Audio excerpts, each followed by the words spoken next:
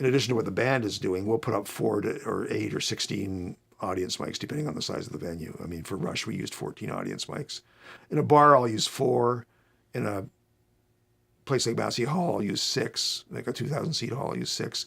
At a hockey rink like the ACC, we'll use 12 mics. And at a place like the Sky Dome, you might use 16 or so. Like you're really trying to make it sound big. If you only put up 2 mics for audience in the Sky Dome, it sounds like there's 500 people there. It's just the mics just pick up whatever they're near, and so it doesn't sound the way it looks.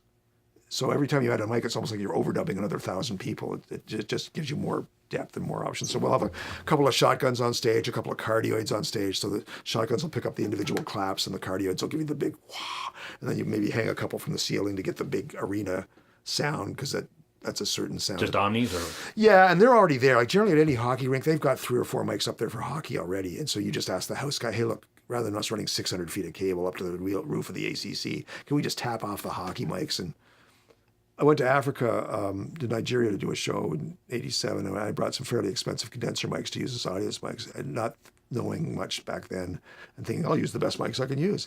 And you get there, and of course you're on the equator. It's like 100% humidity. Well, after about an hour and a half, those mics started getting damp, and they just started flowing.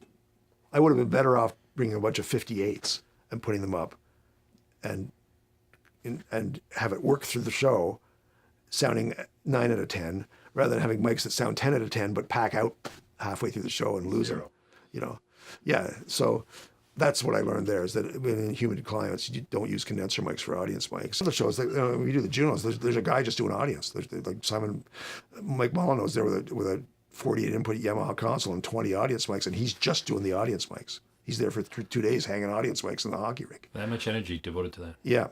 And so there's a guy sitting in the video truck, and he's got my feed on a fader. So all the bands 1, 3, 5, 7, 9. He's got Guillaume's feed on another 5-1 fader, bands 2, 4, 6, 8. He's got the audience mics from Mike Molyneux. And then what he's controlling on his console are the hosts and the playbacks off video. So he's got 20 or 30 inputs for, talk, anything that isn't music, he's doing on his console. But when a song starts, he brings up that fader, and he's got my 96 mics on that one fader. And now he can leave that up and be getting ready for the next award.